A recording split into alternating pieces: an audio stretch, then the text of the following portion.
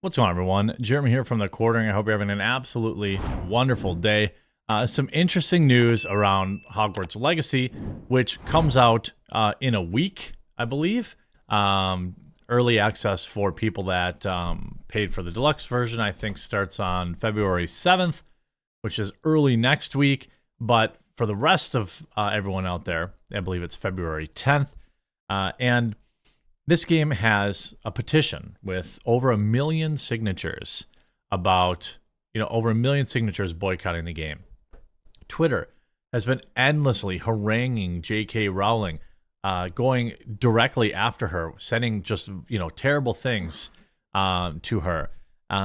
Everybody in the games media has been ignoring the game, or when they cover it, saying that it's literally the worst thing on the planet if you play the game.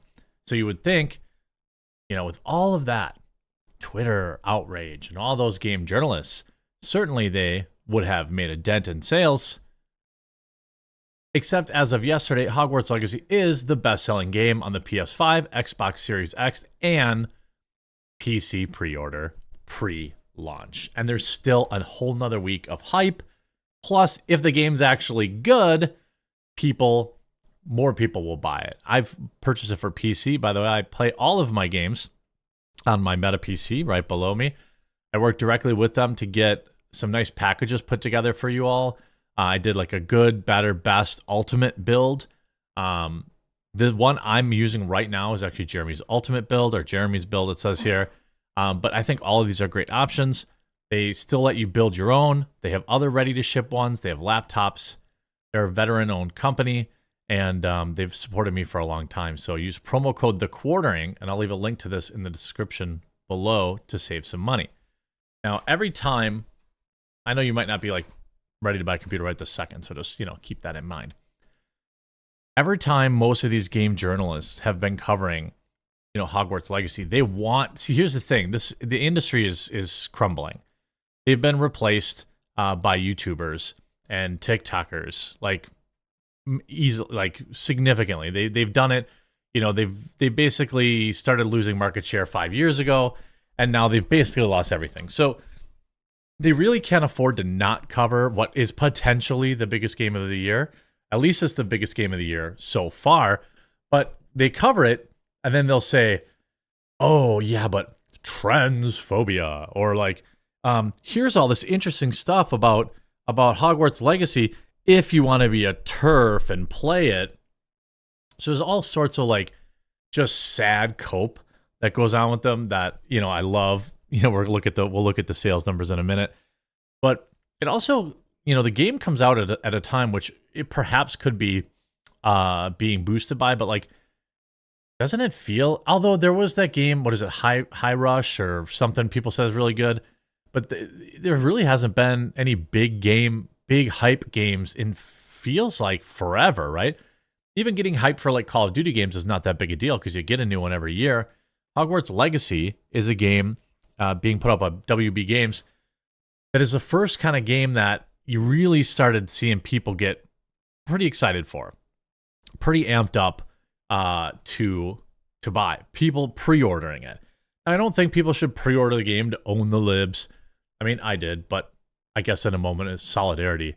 But you should wait, to see if the game's actually any good. That's kind of important. I think what we've seen from the gameplay, the final trailer that just came out and all this stuff, is it looks really good. And it's got a ton of gameplay for the money. So I think that that's a good thing. But and this is with, I guess what I think is funny or, kind of awesome about this is in spite of the entire weight of Twitter and gaming journalism going against it. The entirety of Twitter going against it. 1 million losers signing a petition. 1 million people plus, and that's from 2 months ago.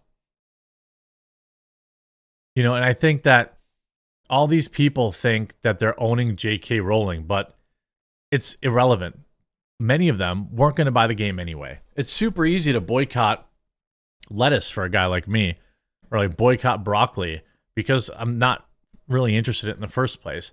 So a lot of these weirdos that get on these boycott things, they were never First of all, they're never customers in the first place. We know this with online cancel culture. They're like, oh, I've been a customer. It's like somebody that tells me, oh, you never talk about X or Y anymore. All you do is talk about, and I did like a video the other day, like a day before, and they're like, you've changed, man. I'm unsubscribing. I'm like, you don't even watch my videos. It's the same thing with these boycotts online. Like most of these people, they're either going to buy it anyway or they weren't going to buy it in the first place. They just want to be a part of something. And you can look at the Hogwarts Legacy boycott efforts explained. And by the way, what did J.K. Rowling do to deserve this said boycott? Simply say that women are real and, and wants to protect women's only spaces. That's it. She's never said anything like extraordinarily volatile. She just says, hey, women and men are men, and we should have separate spaces for each other. And I think that's 100% fine. I think that she enjoys stirring up controversy. Twitter talked yesterday about, Twitter was saying, oh, the wizarding world revenue's down 40%. Well, they haven't released anything. The only thing that they really have released is terrible Fantastic Beasts series. So nobody wants that. Nobody's going to theme parks anymore. Well, I guess people do, but there just really hasn't been a lot of IP for people to spend their money on. Well, I'm predicting that there's going to be a lot of money spent on this IP. All over, J.K. Rowling believing that women are women. And when you look at a lot of this stuff, so as of yesterday, even in a year that is supposed to produce a larger than usual number of video game blockbusters, yes, I really hope so, because it felt like last year was so stale. Hogwarts Legacy looks like it might top all of its competitors. Its freedom as a multi-platform release combined with the continued strength of the Harry Potter IP, even in the face of the controversy, means that if Hogwarts Legacy delivers, it will be a monster. Early pre-sales are already indicating that no matter what reviews say next week, initial sales are going to be enormous.